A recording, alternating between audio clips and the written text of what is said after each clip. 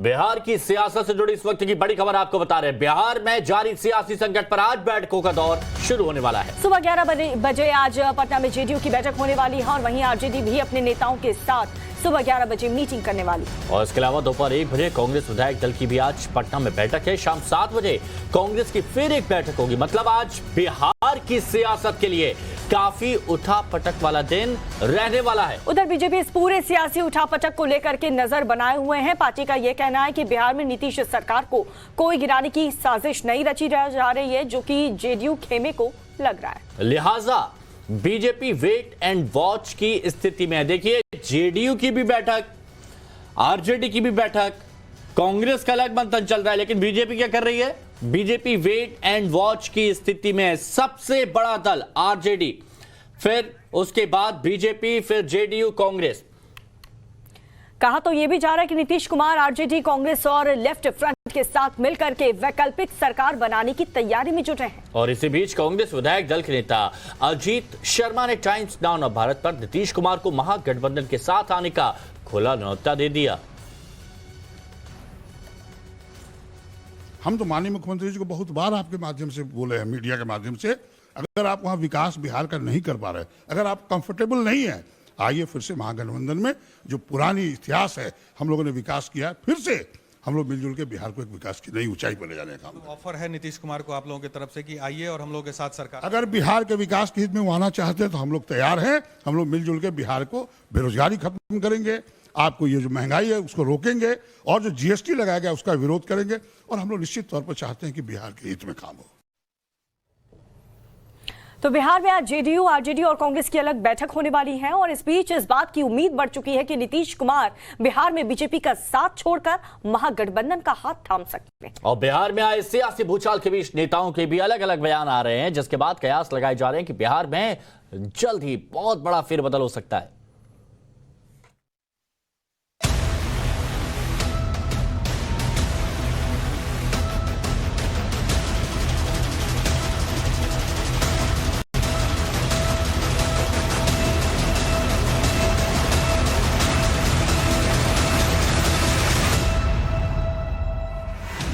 वहाँ तो कोशिश थी कि जेडीयू को तोड़ के किसी तरीके से सरकार भाजपा की बनाई जाए, महाराष्ट्र की तरह जो शिवसेना के साथ किया। भारतीय जनता पार्टी तय करेगा कि जदयू का कौन मंत्री होगा।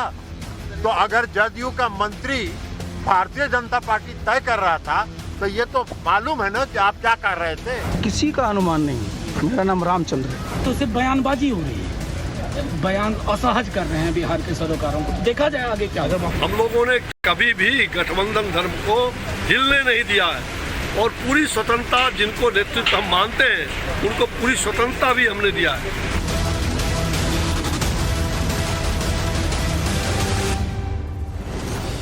बिहार की सियासत को लेकर नेताओं के ये बयान बता रहे हैं कि वहां सब कुछ ठीक नहीं चल रहा है। बिहार के नेताओं के इन बयानों से पता चल रहा है कि बिहार की सियासत में जल्द बड़ा उलटफेर संभव है। ये सब हम इसलिए कह रहे हैं क्योंकि बिहार में बीजेपी और जेडीयू के बीच सब कुछ ठीक नहीं चल रहा है। बिहार में सियासत में उलटफेर की खबरों के बीच बीजेपी में मैराथन बैठकों का दौर जारी है।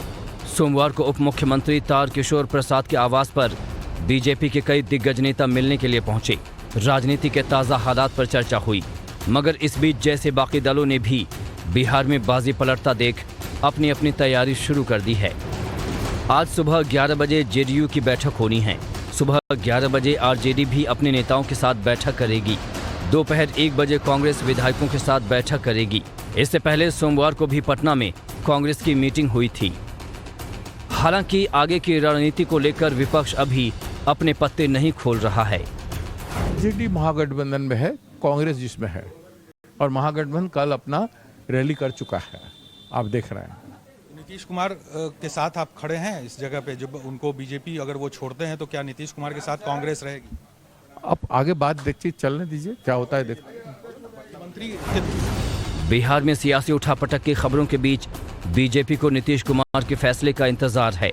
बीजेपी ने नेताओं को बयानबाजी न करने की हिदायत दी है। बिहार बीजेपी के नेता नीतीश कुमार के संपर्क में हैं। खबर है कि बीजेपी सरकार गिराने की कोशिश नहीं करेगी। बिहार में बीजेपी वेट एंड वॉच की स्थिति में है। अब सबसे बड़ा सवाल यही है कि अगर नीतीश कुमार बीजेपी से दूर गए तो बीजेपी को बिहार में क्या नुकसान उठाना पड़ सकता है, या फिर नीतीश का दूर जाना बीजेपी के लिए फायदे का सौदा है। 2015 में जब लालू नीतीश एक साथ आए तो पूरी ताकत झोंकने के बाद भी एनडीए के लिए अच्छे नतीजे नहीं रहे। आरजेडी को 80 सीटें मिली, जेडीयू को 71 सीटें, वहीं बीजेपी के खाते में 53 सीटें आईं।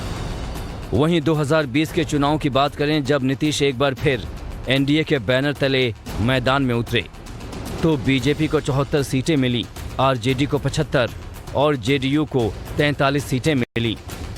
यानी सबसे ज्यादा नुकसान नीतीश कुमार की जेडीयू को ही उठाना पड़ा, जबकि बीजेपी को ज्यादा फायदा हुआ। परिणाम इशारा करते हैं कि जब भी कोई दो बड़ी पार्टियां मिलकर चुनाव लड़ती हैं तो नतीजे उसके समर्थन में ही जाते हैं। हालांकि बीजेपी सूत्रों से खबर है, हालांकि बीजेपी के सूत्रों की माने तो बीजेपी के नेता जेडीयू के साथ रहने के पक्ष में नहीं है। बीजेपी के बड़े नेताओं का मानना है कि नीतीश कुमार के साथ रहने में जितना फायदा नहीं है उससे ज्यादा नुकसान है। वहीं संगठन के स्तर पर भी बीजेपी को जेडीयू के साथ रहना मुश्किल हो रहा है। ऐसे में बड़ा सवाल ये कि क्या अब बिहार में पार्टियों की बैठकों के दौर के बाद कुछ बड़ा होने वाला है? क्या बिहार में एक बार फिर नीतीश पलटी मारकर आरजेडी का दामन थाम लेंगे? क्या नीतीश एक बार फिर से बीजेपी का साथ छोड़कर महागठबंधन की सरकार बना लेंगे? ये ऐसे सवाल हैं जिनका जवाब जल्द ही मिल सकता है। साकेत सिंह, टाइम्स नाउ नौ भारत, पटना। तो फिलहाल तो बिहार में नीतीश मुख्यमंत्री हैं या कह सकते हैं सरकार है, लेकिन कितने विकल्प तैयार है इस पर हम बात करेंगे। हमारे सहयोगी अमित कुमार हमारे साथ में जुड़े हुए हैं। अमित, हर जगह मंथन का दौर चल रहा है, बीजेपी वेट एंड वॉच की स्थिति में है। आज बिहार से क्या बड़ी खबर आ सकती है?